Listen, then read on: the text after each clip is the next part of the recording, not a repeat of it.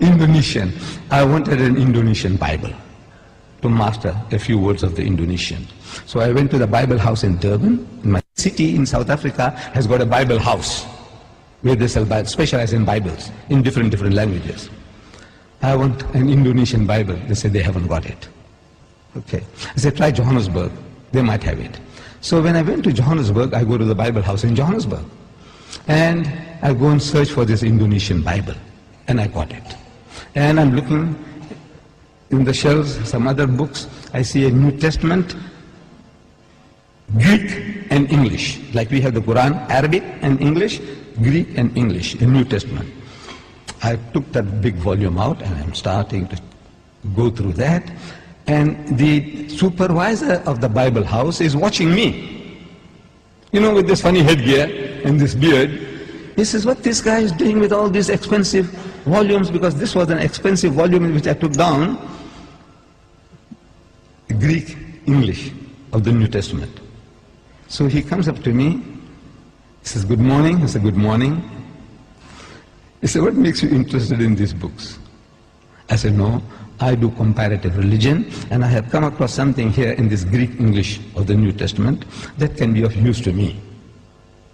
He found me an interesting character. He said, would you like to have a cup of tea with me? I said, no, I don't mind at all. So he took me into his office. I said, now, you know, we believe in Jesus. And this was something astonishing to this supervisor. And all the supervisors in South Africa of the Bible houses are retired reverends. This was a Reverend Dunkers. He's amazed. I says, you know, we believe in Jesus and in his miraculous birth. And so saying, I started repeating these verses from the Quran. That we believe. And when I read it, he said, no, this is the same like my book. What you are saying now, that when the good news is given to Mary, the mother of Jesus, in the Holy Quran, she says, قَالَتْ رَبِّ أَنَّ يَكُونُ لِي وَلَدٌ وَلَمْ يَمْسَسْنِي بَشَرٌ. She said, oh my Lord, how can I have a child when no man has touched me? Which means physically, sexually. No man has touched me. So the angel says, قَالَ كَذَلِكَ اللَّهُ يَخْلُقُ مَا يَشَاءُ. Even so, Allah creates what He wills. إِذَا قَضَى أَمْرًا فَإِنَّمَا يَقُولُ لَهُ كُن فَيَكُونُ.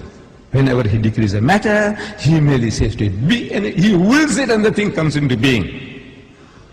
So the Reverend says, man, this is the same as my book. I said, yes, on the face of it, it's the same. But if you look at it intently, you'll find the difference between my version and your version is chalk and cheese. You people know chalk and cheese? You know the difference between chalk and cheese? The Canadians didn't know. The Canadians, I'm telling you, when I went to Canada, I spoke about chalk and cheese, they didn't hear that phrase before. We, the English people in South Africa, we know, everybody knows chalk and cheese. Chalk and cheese may look like white, but it's that's poles apart. You can't eat chalk, but you can eat cheese. No? But the Canadians didn't know. The Canadians didn't know. I'm telling you. I don't know whether you people know. Difference between chalk and cheese. The poles are, in other words, poles apart. She said, how? I said, you know, in the Holy Bible, in the Gospel of St. Luke, we are told when this good news was given to Mary, the mother of Jesus, about the birth of the Holy Son, she says, how can this thing be when I know not a man? In the biblical language, no means sex. No to know means knowing sexually. Not she doesn't know a man. She knows her uncle, her fathers, her neighbors. Surely she knows other men. But no. No in the biblical language means sex. In the Quran it says, no man has touched me. Again, it means not touched me, means had sex. Both the Quran and the Bible are saying the same thing. The replies to them are revealing. In the Holy Bible, the answer to Mary's protest was that the Holy Ghost will come upon thee. I'm reading the Bible to you. Luke. The Holy Ghost will come upon thee, and the power of the Most High will overshadow thee. Now that gives you a mental picture. The Holy Ghost is a person. That's what the Christians say. The Father is a person, the Son is a person, and the Holy Ghost is a person, but they're not three persons, but one person. I don't know whether you heard that expression before. But He's a person. This Holy Ghost will come on Mary. How? She gives in your mind. You think how? like a man and a woman, like a bull and the cow. How? The Almighty will overshadow her. How? No, it gives you a mental picture. So I'm suggesting that it gives you a mental picture. How? The Holy Ghost will come on her. We know it's a miracle. We agree it's a miracle. But the language that you're using, the language is down to earth language. The Quran says, وَإِذَا قَضَى أَمْرًا فَإِنَّمَا يَقُولُ لَهُ كُن فَيَكُونُ. For God to create Jesus without a human father, says kun, he says be, and it is. For him, it's just to will it, and he comes into being.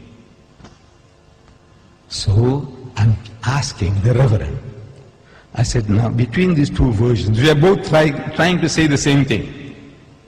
We are both trying to give the same message, that he was born miraculously. There's no doubt about that. But I said, which version would you prefer to give to your daughter? The Quranic version or the biblical version? We are both trying to say the same thing. He said, he bowed his head down in shame, and he said he would prefer to give the Quranic version. This is Reverend Dunkers, the head of the Bible Society in Johannesburg.